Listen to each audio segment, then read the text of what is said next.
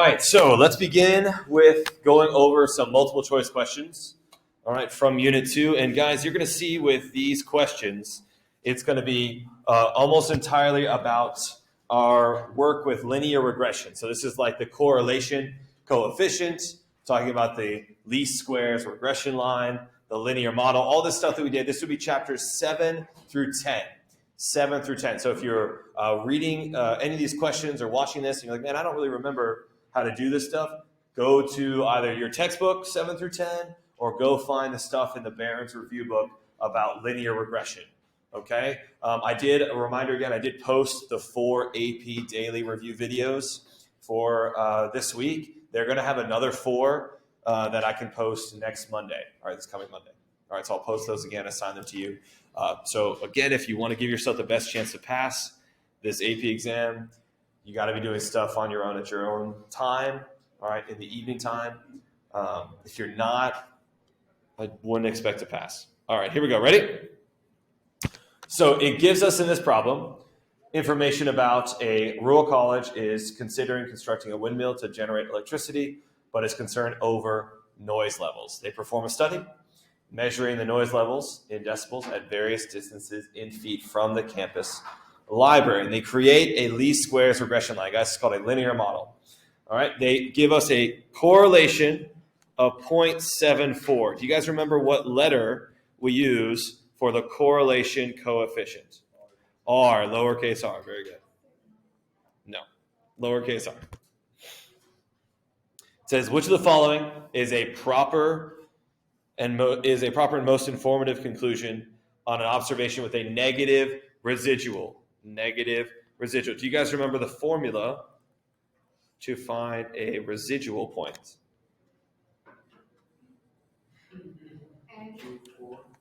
What?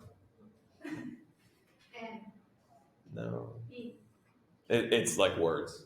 I mean, there are letters in the words. But. No, we don't remember a residual? Okay, let's back up. What is a residual? Okay, let's start there. All right. So it didn't give us this, but in terms of the study they did they collect data? Yes, they did. So what was the data they collected? How far away the noise level is from the library and the amount of noise. So they would have calculated that, and they would have graphed a scatter plot.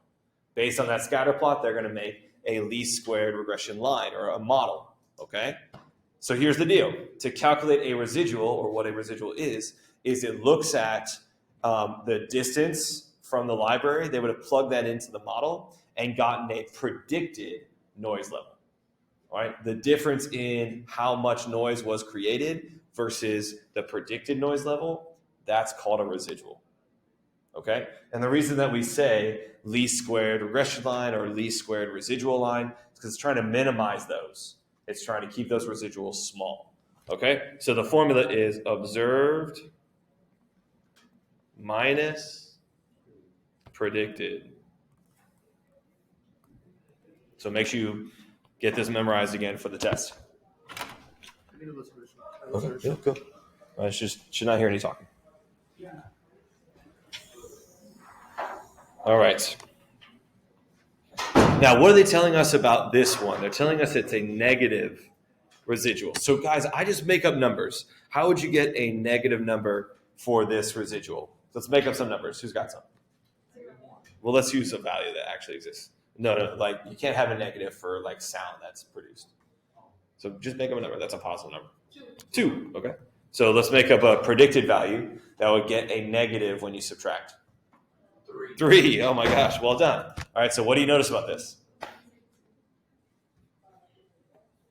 So the predicted noise level is actually higher than the observed noise level from this distance to the library.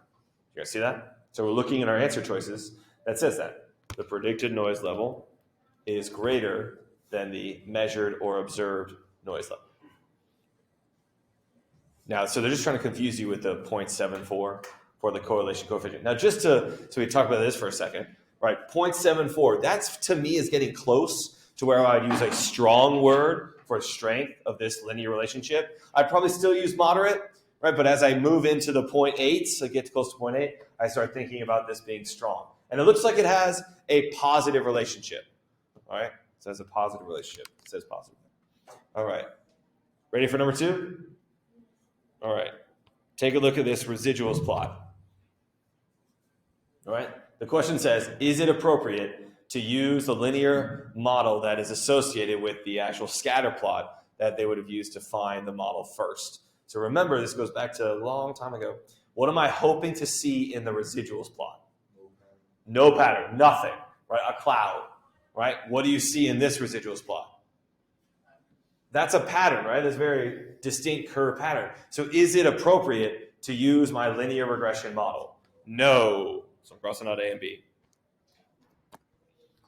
All right, and why is it not appropriate? Because the residuals plot shows a pattern. That's one of the more basic concepts that we talked about with linear regression, and you will be tested on that on the AP exam. So once you make your linear regression model, you'll check the residuals plot, hoping to see no pattern, a cloud. All right, keep going. Number 3. All right, they tell us there's a study done, and they find the correlation coefficient, so letter R, is equal to 1. Now, why does that, when I read that, why is that like raise some alarm bells in my head when I see R is equal to 1? It means it's strong. It's actually something it even more means than it is strong, I agree. Well, it's so strong that it actually is a line, right? This is rare. This problem is obviously made up, but like this is not really going to happen in the world. You're not going to find an R that's exactly 1. All right, you get close to it, all right? But this means that it's actually a line, all right? So they're trying to confuse you here with number 1 and number 2. Guys, the only way that we can say anything about cause and effect is you have to have run an experiment. We're not there yet, right? So there was a phrase I had you guys kind of memorize in the first semester that says correlation doesn't equal causation. Do you guys remember that phrase? But just because 2 things are strongly correlated, right, they have a strong linear relationship, doesn't mean that one is causing the other. So in this case, we're not saying that family income is causing higher SAT scores or that SAT scores are causing higher income. There is obviously a very strong relationship between them, right? But we're not saying one is causing the other. So the only one we can say that's true is Roman numeral 3, right? Because we cannot assume that a cause and effect relationship is happening here. Again, we'll get to it later today about experiments, right? But again, if you want to prove cause and effect, you must run an experiment. That's the key thing for cause and effect. Number 4. All right, a study of department chairperson ratings and student ratings of the performance of high school statistics teachers reports a correlation of R equals 1.15. Guys, this is a huge red flag. Why is it a red flag to read R equals 1.15? It goes up to 1, and what's the lowest number it could go to? No, it can go past 0. -1. So correlations, right? So correlation coefficients, right, have to be between -1 and 1. So if you see an R value that's not between -1 and +1, then something is wrong. They've made a mistake in terms of calculating this. Right? I don't know what the mistake is, but they have made a mistake. So in this case, I'm going to put E, a mistake in their arithmetic has been made. All right, let's go to 5. They're giving us data from a group of college freshmen looking at their SAT scores from their senior year of high school and their GPAs during their first year of college. This is something that is studied continuously, by the way, with your class as well. We do that at this school, and most schools do that. They want to see if there's a relationship between your SAT score and how you're doing in college. All right, and they give us the actual regression equation, the linear model, right? Do you guys see this? This is a pretty large one. Do you remember what this is called? Hat. It's a hat. Very good. Do you remember what that means? It's predicted. Well done, Ethan. All right, so this is saying predicted GPA in your first year of college is equal to 0.55 plus that slope times your SAT from high school. So this right here is the y-intercept, and this right here is the slope.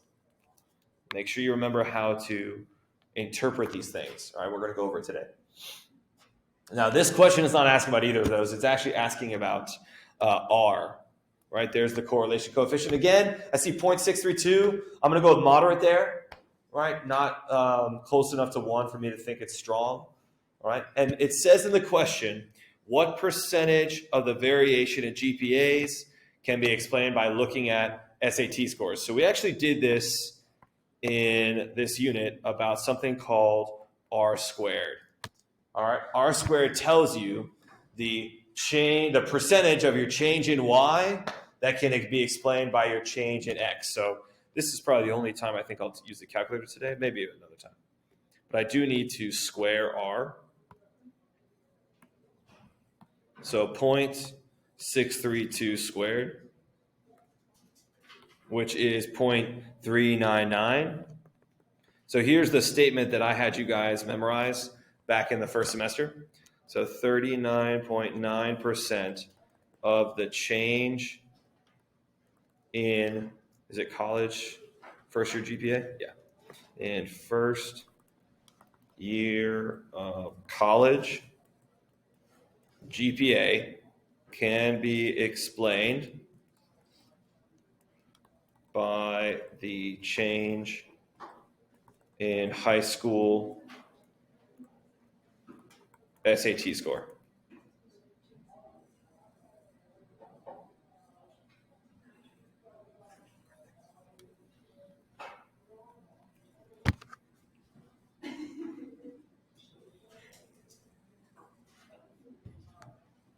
So this is the statement that I had you guys write.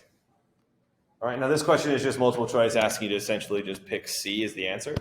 But this is something you can expect to know, whether it's on a multiple choice question and they're asking you to pick an answer choice, or on a free response question asking you to do this, okay? Now, I tried in the first semester to tell you that the closer this is, see where it says essentially 40%, the closer that percentage is for R squared to 100%, the better your model is. I put air quotes there to show you that all models are wrong, right? But the closer that is to 100%, the better your model is, right? So if this had been like 95%, then you're thinking, wow, their GPA in college for their first year is being explained by their high school SAT. There's not really anything else driving it. See how this is 40% though? That means there's a lot of other stuff out there that's going to determine your GPA in your first year of college, besides how you do on the SAT. Okay? It's not super low, but that's not super high. All right, let's talk about number 6. All right, here's a scatter plot. And it tells you the final exam and midterm scores for 15 students. Now, let's first describe the association between these two quantitative variables. Remember the 3 things we need to describe when I ask you to describe the relationship between these two quantitative variables? And it's not shape, center, spread. Direction, form, and strength. Direction, form, and strength. Let's write that down. Direction, form, and strength. They're going to ask you on the AP exam to describe the association between two quantitative variables with a scatter plot. You need to write out and describe these 3 things. So let's start with the direction. How would you describe the direction? Negative. It's negative, right? How would you describe the form, right? This is linear or not linear. Linear or not linear. Guys, and be nice to yourself, right? Unless it's very, very clearly not linear, what word am I going to use? No, I'm going to use linear, right? Because ultimately, if I don't say linear, can I do any of the stuff that we learned how to do? No. So in this case, right, even if you think it's moderate or weak, right, because there's a lot of scatter, I still am going to say linear. All right. And then for strength, I would accept moderate or linear. I don't actually have the letter R, right, my correlation coefficient. If they give me R, then I'm going to use that to determine the strength. All right. You don't have to know that to answer this question. I'm just trying to make sure you know that these 3 things are important. That would be helpful. Which of the following is incorrect? The same number of students scored 100 on the midterm and the final. Okay, let's see. Does anyone see a student who scored 100 on both? I see these two scored 100 on the final, but did they score 100 on the midterm? No, what about these two? They scored 100 on the midterm. And like pretty alarming, you see this student up here? They scored 100 on the final. Then what they score on the midterm? Yeah, like did they even take it? All right, very confusing. A lot of stuff going on here. All right, and I actually would argue, we said, what was the direction of this? Negative. So if this is a negative relationship, that means as you do better on one, what's going to happen to your score on the other? It's getting worse, right? Or vice versa. If you do worse on this one, do better on that one. It's an inverse relationship. I would probably argue this is wrong, right? Most of my experience in teaching, if you do well on the midterm, you're going to probably do better on the final, right? That's just my experience. Okay, so this is a confusing question. All right, so the same number scored 100 on the both tests. Yeah, what's that number? 2, yes. Students who scored higher on the midterm tended to score higher on the final. What do we just say? If you're scoring higher on the midterm, you're actually scoring lower on the final, and vice versa. So actually, this one is going to be the incorrect one. Now, it says a moderate negative relationship. I would agree with that. We said negative. I think it's about moderate for the strength. And then no one scored 90 or above on both tests. Here's that 90. This is what I would draw there. So I'll say here's 90 there. Here's 90 there. Do you see any X's that are clearing both of those lines? No, unfortunately not. All right, let's go to 7. Suppose the correlation between two variables is R equals 0.23. What will the new correlation be if you add 0.14 to all the X variable values, you double all the Y variable values, and you switch the X and Ys? This is really a question. I put this on here because I want to make sure you know that it doesn't matter what you do to your X and your Y variables. You're never going to change the correlation coefficient. The most likely way they'll ask this on the AP exam is they'll ask you about switching the X and the Y variables, right? So we always have you decide before you make the scatter plot which one explains the other, right? And that's going to be your X explains your Y. But if you decide the other way, it might look different on the scatter plot, but R is the same. So in this one, it's still going to be 0.23. So just make sure you kind of the takeaway is R is not going to change no matter what you do. Okay, look at 8. Now, I put this one in here because it's asking about a scatter plot of the log of X and the log of Y. So let me kind of show you a sketch of when this might be appropriate.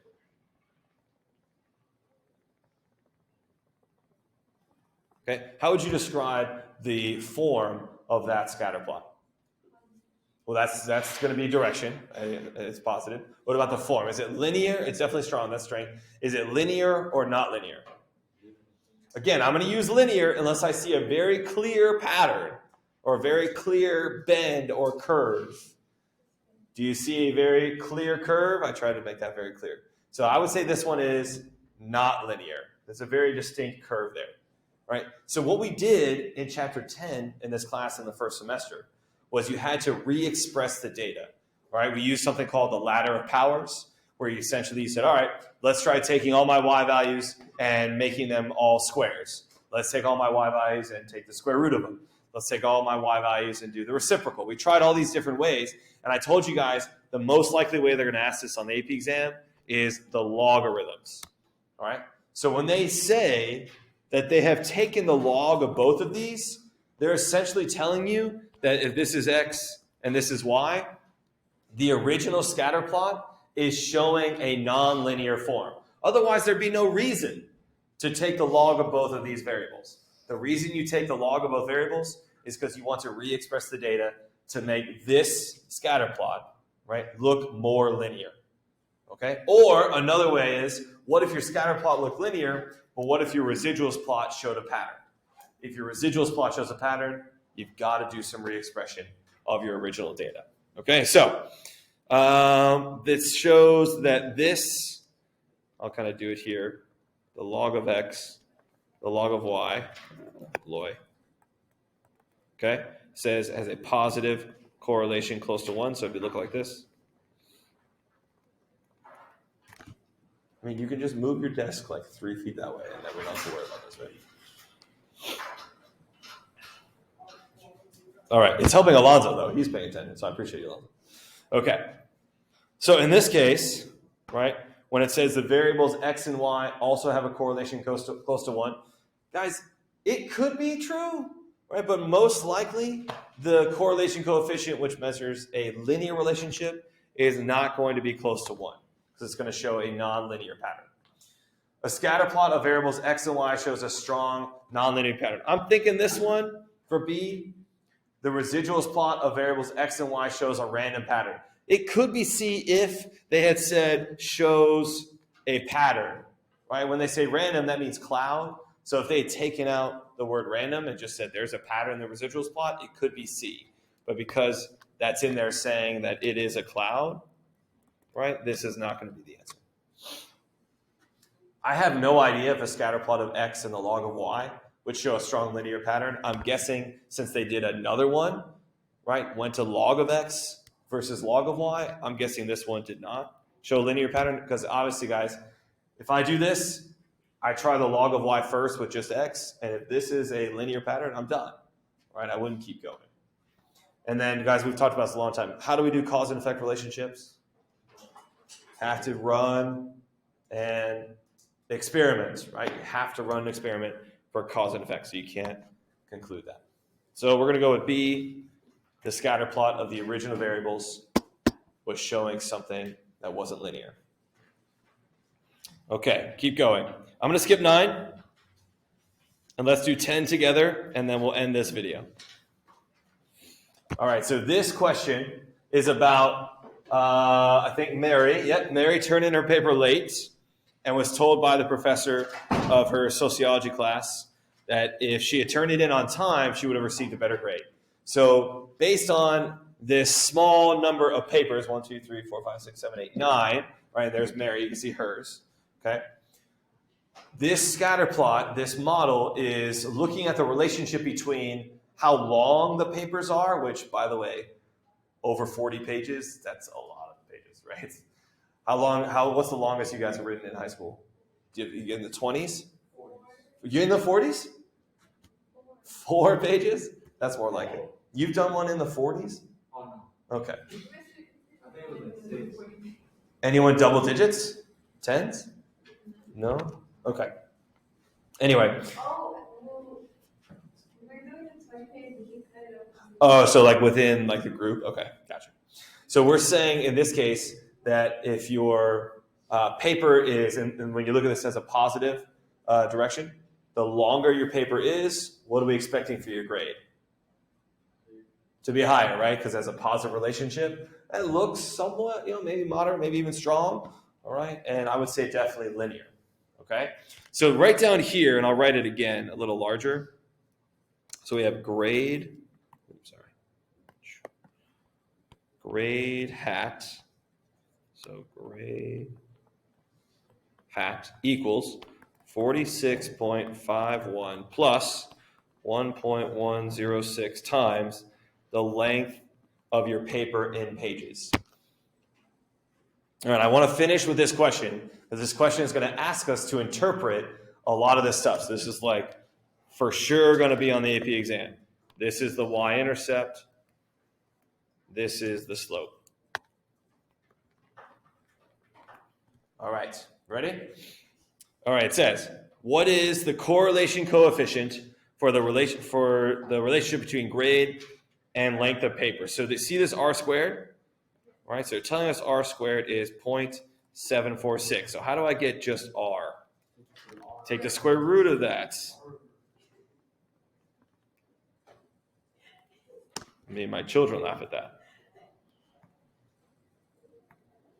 So the square root of 0.746. 0.864. Now be careful, it doesn't end up happening here, But remember, how did we describe the form of this scatter plot? We said linear, and how do we describe the direction? Positive. But what if this had been a negative direction? What if it had been like this? Then what would be my r? Would it be negative? So what I'm saying is when you go from r squared to r, the r squared, when you square anything, right, it becomes a positive. So r squared can kind of cover up if it was a negative relationship. So make sure, right, it is going to be positive, but ask yourself, take 10 seconds, right, does this need to actually be a negative? All right, so look at the scatter plot to help you with that. All right, what is the slope and what does it mean? All right, so the slope is 1.106. And here's what I told you guys in the first semester in October. All right, the slope means that if you add one additional unit of your x value, all right, or if you increase your x by 1 unit, your y value will go up by the slope. So I'm going to say for each additional page, I expect my grade to go up by 1.106 points. So essentially almost like a 1-for-1 in terms of pages to grade here.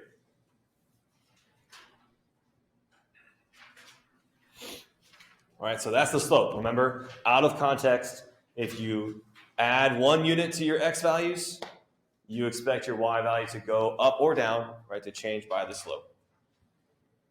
All right, how will the correlation coefficient change if we include Mary's paper? Do you guys see Mary's dot here?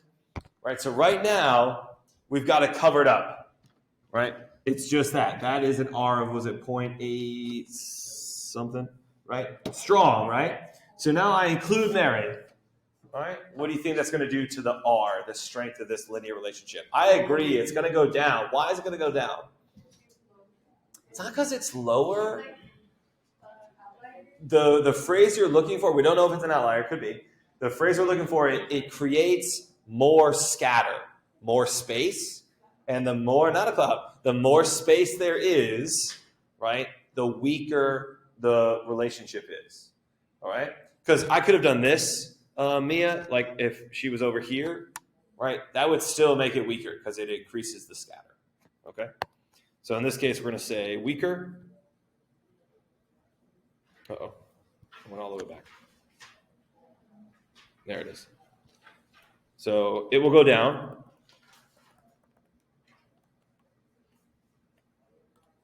Because there would be more scatter. Okay? Letter D says, how will the slope of the regression line change if we include it? So watch this. Again, I'm just guessing here. So if you don't include Mary's dot, I'm going to say that this is the regression line. Why did I draw it there? So I'm trying to kind of balance out the number of dots that are above and the number of dots that are below. Right? Remember, these distances, the distances from these dots to the line are called residual values. So I'm trying to minimize those residuals. How would I draw it if Mary is included? Probably here. What do you guys think? I'm trying my best there. Right? How would you describe the slope of the green one compared to the red one? What happens to the slope of that line? It gets less steep, right? So what does that mean for the slope? It goes down, right? It goes down. So if we include Mary, all right, the slope will go down because the regression line would be less steep. And the last one, I am going to use my calculator for this last one. Let me write down that formula again for the model. It was grade hat. Can you guys help me out with the y-intercept? Was it 40 something? 46.53. 51 plus 1.106, is that what it was? Times the length. All right, and how long was Mary's paper? If you had to like draw a line down here. That's what I'm going to say, Ben. I'm going to say 45 pages. And what is her actual grade? I'm thinking it's about an 80 as well. Yep. So 80, that's what she actually got, an 80. Let's see what it predicts that she would have gotten if she had turned it in on time. So let's plug in. What was it, 45 for her number of pages? Again, wow, that's a lot of pages. So we have 46.51 plus 1.106 times 45. 96.28. So we're expecting, so I would expect Mary to have earned a 96 if she had turned it in on time.